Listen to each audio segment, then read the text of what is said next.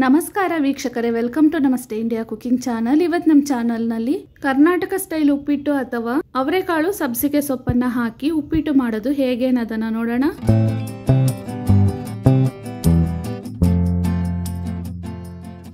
ಒಂದು ಕೈ ತುಂಬ ಸುಳಿದಿರುವ ಅವರೆಕಾಳನ್ನು ತಗೊಂಡಿದ್ದೀನಿ. ಇದನ್ನು ಒಂದು ಪಾತ್ರೆಯಲ್ಲಿ ಹಾಕಿ ನೀರನ್ನು ಸೇರಿಸಿ ಬೇಯಿಸ್ಕೊಳ್ತಾ ಇದ್ದೀನಿ.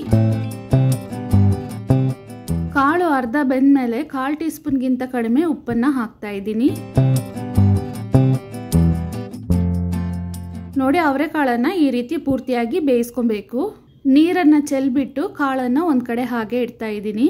ಒಂದು ಕೈ ತುಂಬ ಸಬ್ಸಿಗೆ ಸೊಪ್ಪನ್ನು ತಗೊಂಡು ತೊಳೆದು ಕಟ್ ಮಾಡಿ ಇಟ್ಟಿದ್ದೀನಿ. ಕಟ್ ಮಾಡಿರುವ ಮೀಡಿಯಂ ಸೈಜ್ನ 2 ಈರುಳ್ಳಿ, 5 ಹಸಿರು ಮೆಣಸಿನಕಾಯಿ, 1 ಕಡ್ಡಿ ಕರಿಬೇವಿನ ಸೊಪ್ಪು, ಅರ್ಧ ನಾಟಿ ಟೊಮ್ಯಾಟೊ, 2 ಟೇಬಲ್ ಸ್ಪೂನ್ ಅಷ್ಟು ತುರಿದ ತೆಂಗಿನಕಾಯಿ, 1 ಕಪ್ ಬಾಂಬೆ ರವೆ ಅಥವಾ ಮೀಡಿಯಂ ರವೆಯನ್ನು ತಗೊಂಡಿದ್ದೀನಿ. ಇದನ್ನು ಒಂದು ಬಾಣಲಿಯಲ್ಲಿ ಹಾಕಿ ರವೆಯ ಹಸಿ ವಾಸನೆ ಹೊರಟೋಗೋವರೆಗೂ ಕೈ ಬಿಡದೇನೆ ಹುರ್ಕೊಬೇಕು. ಇವಾಗ ನೋಡಿ, ರವೆಯ ಬಣ್ಣ ಸ್ವಲ್ಪ ಬದಲಾಗಿದೆ ಮತ್ತು ಒಳ್ಳೆಯ ವಾಸನೆ ಬರ್ತಾ ಇದೆ. ಈ ಟೈಮ್ನಲ್ಲಿ ಸ್ಟವ್ ಇಂದ ಇಳಿಸಬೇಕು. 1 ಕಪ್ ರವೆಗೆ ಅರ್ಧ ಕಪ್ ಎಣ್ಣೆಯನ್ನು ಹಾಕ್ತಾ ಇದ್ದೀನಿ.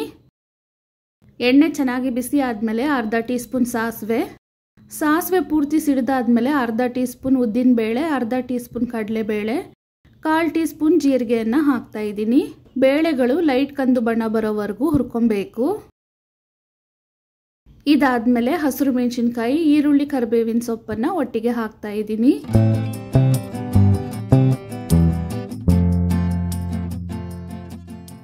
ಈರುಳ್ಳಿ ಚೆನ್ನಾಗಿ ಸಾಫ್ಟ್ ಆಗೋವರೆಗೂ ಬಾಡಿಸ್ಕೊಬೇಕು.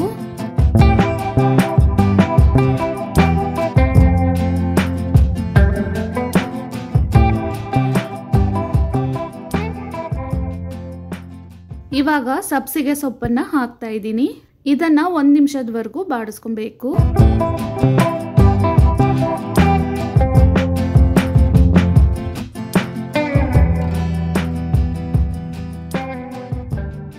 ಒಂದು ಚಿಕ್ಕ ನಾಟಿ ಟೊಮೆಟೊವಿನಲ್ಲಿ ಅರ್ಧವನ್ನು ಕಟ್ ಮಾಡಿ ಇಟ್ಕೊಂಡಿದ್ದೀನಿ. ಅದನ್ನು ಇವಾಗ ಹಾಕ್ತಾ ಇದ್ದೀನಿ. ರುಚಿಗೆ ತಕ್ಕಷ್ಟು ಉಪ್ಪು, ಅಂದರೆ ಒಂದು ಚಿಕ್ಕ ಸ್ಪೂನ್ನಲ್ಲಿ 1 ಸ್ಪೂನ್ ಅಷ್ಟು ಉಪ್ಪನ್ನು ಹಾಕ್ತಾ ಇದ್ದೀನಿ. ಇದನ್ನು ಸಹ 1 ನಿಮಿಷದವರೆಗೂ ಬಾಡಿಸ್ಕೊಬೇಕು. 2 ಟೇಬಲ್ ಸ್ಪೂನ್ ಅಷ್ಟು ತುರಿದ ತೆಂಗಿನಕಾಯಿ ಮತ್ತು ಬೇಯಿಸಿರುವ ಅವರೆಕಾಳನ್ನು ಒಟ್ಟಿಗೆ ಹಾಕ್ತಾ ಇದ್ದೀನಿ. ಇದನ್ನು 1 ನಿಮಿಷದವರೆಗೂ ಬಾಡಿಸ್ಕೊಬೇಕು.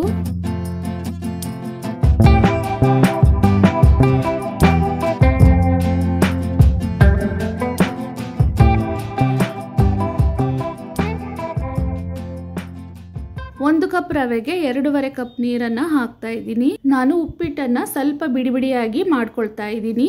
ನಿಮಗೆ ಉಪ್ಪಿಟ್ಟು ಇನ್ನೂ ಸಾಫ್ಟ್ ಆಗಿ ಬೇಕು ಅಂದರೆ 3 ಕಪ್ ಅಷ್ಟು ನೀರನ್ನು ಹಾಕೊಬಹುದು.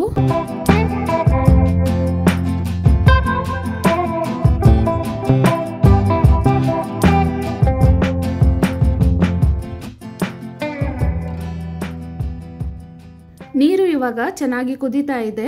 ಒಂದು ಕೈಯಲ್ಲಿ ಹುರಿದಿರುವ ರವೆಯನ್ನು ಹಾಕ್ತಾ ಇನ್ನೊಂದು ಕೈಯಿಂದ ಗಂಟಾಗದೆ ರೀತಿ ಮಿಕ್ಸ್ ಮಾಡ್ತಿರ್ಬೇಕು.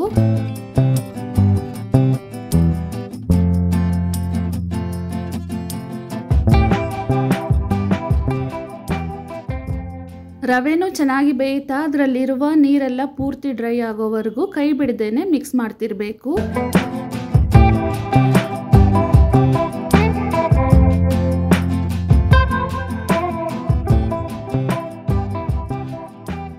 ಇವಾಗ ನೋಡಿ, ನಾವು ಹಾಕಿದ್ದ ನೀರೆಲ್ಲ ಪೂರ್ತಿ ಡ್ರೈ ಆಗಿದೆ ಮತ್ತು ರವೆನೂ ತುಂಬ ಚೆನ್ನಾಗಿ ಬೆಂದಿದೆ. ಸ್ಟವ್ ಅನ್ನು ಆಫ್ ಮಾಡಿಬಿಡೋಣ. ತುಂಬಾ ರುಚಿಕರವಾದ, ಎಲ್ಲರಿಗೂ ಇಷ್ಟವಾಗುವಂತಹ ಅವರೆಕಾಳು ಸಬ್ಸಿಗೆ ಸೊಪ್ಪಿನ ಉಪ್ಪಿಟ್ಟು ಇವಾಗ ತಯಾರಾಗಿದೆ.